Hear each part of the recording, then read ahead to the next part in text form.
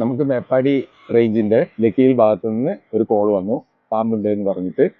അത് സ്റ്റെപ്പിന്റെ അടുത്തായിരുന്നു പാമ്പ്. അപ്പൊ നമ്മൾ എത്തുമ്പോൾ തന്നെ അത് ഇറങ്ങി ഒരു പൂച്ചെടീന്റെ ചോട്ടിലേക്ക് മാറിയിട്ടുണ്ടായിരുന്നു. നമ്മൾ നോക്കുമ്പോൾ ക്രൈറ്റ് ആണ്, വെള്ളിക്കെട്ടൻ എന്ന് പറയുന്നത്.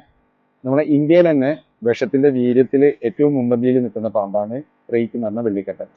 അത് മൂർഖന്റെ ഒക്കെ വെച്ച് താരതമ്യം ചെയ്യുമ്പോൾ ഏകദേശം പകുതി വിഷം മതി നമുക്ക് മരണം സംഭവിക്കും. നമുക്കിതിന്റെ ഒരുപാട് അപരന്മാരുണ്ട്. ഇപ്പോൾ ഊൾഫ് സ്നേക്ക് ആണെങ്കിൽ തന്നെ ഒരു 3-4 തരം പാമ്പുണ്ട് ഊൾഫിൽ തന്നെ വരുന്നത്.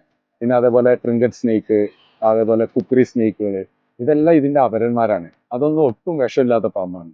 ഈ ഊൾഫ് സ്നേക്കിനെ ഇതിന് ഭയങ്കര ഇഷ്ടമാണ് കഴിക്കാൻ വേണ്ടിയിട്ട്, അതിന്റെ ഭക്ഷണമാക്കാൻ. അപ്പൊ അതുകൊണ്ട് തന്നെ ഊൾഫ് സ്നേക്ക് ഏറ്റവും കൂടുതൽ ഉണ്ടാവുക നമ്മളെ വീടുകളിലാണ്. പല്ലികളെ ആഹാരമാക്കാൻ വേണ്ടിയിട്ട് അത് വീടുകളിൽ കൂടെ കയറും. അതിന്റെ പിന്നാലെ അതിനെ ഭക്ഷണമാക്കാൻ വേണ്ടിയിട്ട് ഈ വെള്ളിക്കെട്ടൻ വരും. അപ്പൊ നമ്മൾ ഏറ്റവും കൂടുതൽ ശ്രദ്ധിക്കേണ്ടത് ഇത് രാത്രികാല സഞ്ചാരിയാണ്. അപ്പൊ രാത്രി കാലങ്ങളിൽ ഏറ്റവും കൂടുതൽ ഉണ്ടാവുന്നതുകൊണ്ട് നമ്മൾ ടോർച്ച് വെളിച്ചമൊന്നും ഇല്ലാതെ നമ്മൾ ഒരിക്കലും പുറത്തിറങ്ങാൻ പാടില്ല.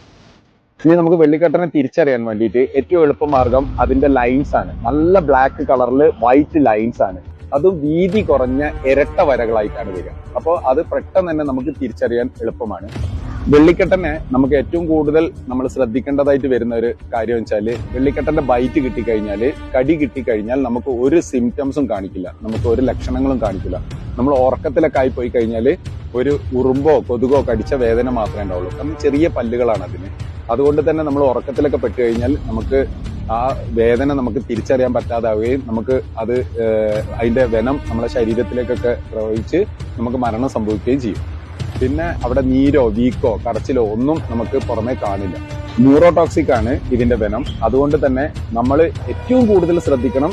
ഏറ്റവും നല്ല ഹോസ്പിറ്റൽ, ആന്റിവെനം കിട്ടുന്ന ഹോസ്പിറ്റലിൽ എത്തിപ്പെടുക, അവിടെ നിന്നുള്ള ട്രീറ്റ്മെന്റ് എടുക്കുക.